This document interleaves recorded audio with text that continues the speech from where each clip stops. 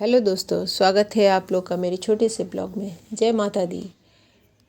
दोस्तों, आप लोगों ने मेरे पहले की वीडियो में माँ के बहुत से रूपों के बारे में जाना है।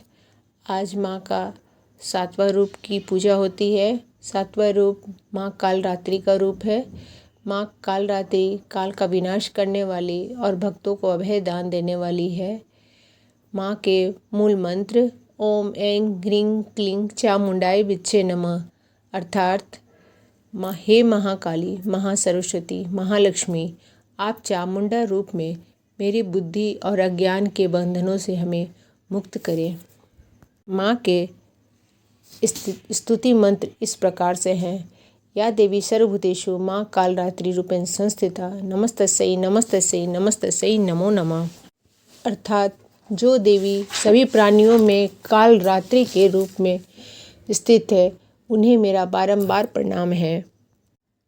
माँ कालरात्रि माँ दुर्गा का 7वां स्वरूप है। इनका अवतार विशेष रूप से अत्यंत शक्तिशाली असुरों का संहार करने के लिए और संसार को भयमुक्त करने के लिए हुआ था। उनका रूप भले ही उग्र और भयानक दिखाई देता है, लेकिन वे अपने भक्तों के लिए अत्यंत दयालु और शुभ फल देने वाली हैं। माँ कालरात्रि का वर्ण गहरा काला है। उनके बाल खुले हुए हैं और नेत्र 3 हैं। उनकी सांसों से अग्नि निकलती है। कहने का अर्थ है उनका स्वरूप देखने से अति भयावह है। उनके दाहिने ऊपर वाले हाथ में वर मुद्रा अर्थात वो आशीर्वाद की मुद्रा में है, जो अपने भक्तों को आशीर्वाद देती हैं। दाहिने नीचे हाथ अभय मुद्रा अर्थात भय से लोगों को दूर रखती हैं। बाएं ऊपर हाथ लोहे की कांटा है और बाएं नीचे हाथ में खड्ग अर्थात तलवार है। माँ का वाहन गधा है। माँ के पौराणिक कथाओं में शुंभ और निशुंभ का वध अति सुप्रसिद्ध कथा है। प्राचीन काल में 2 अत्यंत अत्याचारी असुर थे, शुंभ और निशुंभ। उन्होंने कठोर तप करके ब्रह्मा जी से ये वरदान प्राप्त कर लिया था कि कोई देवता या पुरुष उन्हें मार नहीं सकेगा। वरदान मिलते ही वे और अति अत्याचारी बन गए और तीनों लोक में हाहाकार मचा दिया। चारों तरफ उनके आतंक फैलने लगे। उन्होंने देवताओं को स्वर्ग से निकाल दिया, पूरे ब्रह्मांड में अधिकार कर लिया। ऋषि महर्षि पुरुष सभी उससे त्रस्त हो गए। सब देवी देवता मिलकर देवी दुर्गा की स्तुति करने लगे। उनकी प्रार्थना सुनकर माँ दुर्गा प्रकट हुई और असुरों के विरुद्ध युद्ध शुरू कर दिया। युद्ध के दौरान शुंभ और निशुंभ के साथ अनेक शक्तिशाली राक्षस भी थे। तब माँ दुर्गा ने शरीर की एक अत्यंत भयंकर शक्ति प्रकट हुई। वह थी माँ कालरात्रि। माँ कालरात्रि का रूप इतना उग्र था कि उनके प्रकट होते ही राक्षस भयभीत हो गए। उन्होंने युद्ध में असंख्य दैत्यों का संहार कर दिया।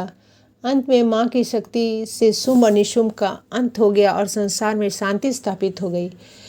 इस कथा के बाद माँ के पौराणिक कथा में रक्त बीज संहार का भी कथा एक सुप्रसिद्ध कथा है। एक और प्रसिद्ध कथा रक्त बीज नाम असुर से जुड़ी हुई है।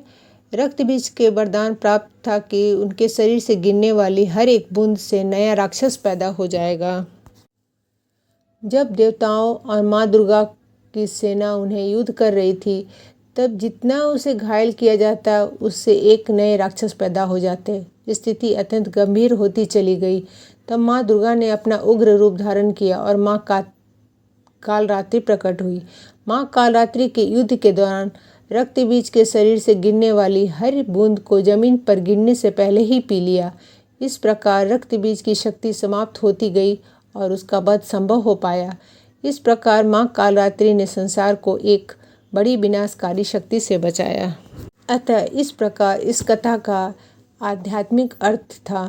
माँ कालरात्रि की कथा हमें गहरा संदेश देती है। अहंकार चाहे कितना भी गहरा हो, प्रकाश अवश्य जीतता है। बुराई चाहे कितनी भी बढ़ जाए, उसका अंत निश्चित है।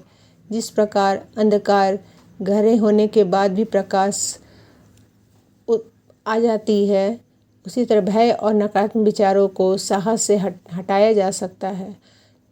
जब जीवन में कठिन समय आता है तब अंदर की शक्ति को जगाना जरूरी होता है। माँ कालरात्रि हमारे अंदर की निडर शक्ति का प्रतीक है। माँ कालरात्रि को नीला रंग अति प्रिय रंग है। इस दिन भक्तों को नीले रंग की वस्त्र पहनकर पूजन करनी चाहिए। माँ के प्रिय भोग में गुड़, जलेबी, नारियल, हलवा, मालपुआ, काला चना का भोग अति शुभ है। मान्यता है कि गुड़ का भोग से दुख और संकट दूर होते हैं। यूँ कह लीजिए कि माता के ये सब प्रिय भोग हैं। इस प्रकार आज में हमने माँ के 7वें रूप कालरात्रि माता के महत्व, उनकी आध्यात्मिक बातों को, उनके से जुड़ी पौराणिक कथाओं का हमने श्रवण किया है। इसी के साथ मैं अपना वीडियो यहीं समाप्त करती हूँ और आप लोगों से ये प्रार्थना करती हूँ कि आप लोग प्लीज़ मेरे चैनल को सब्सक्राइब कर लीजिए और बेल आइकन ज़रूर प्रेस कीजिए कि आने वाली माँ के और रूपों की व्याख्या मैं करूँ तो आप लोग तक नोटिफिकेशन पहुँच जाए। और अपने दोस्तों में, अपनी फैमिली में ये वीडियो ज़रूर शेयर करें ताकि सबको इस तरह की बातें की जानकारी हो। और इसी के साथ मैं अपना ब्लॉग यहीं समाप्त करती हूँ। Thank you.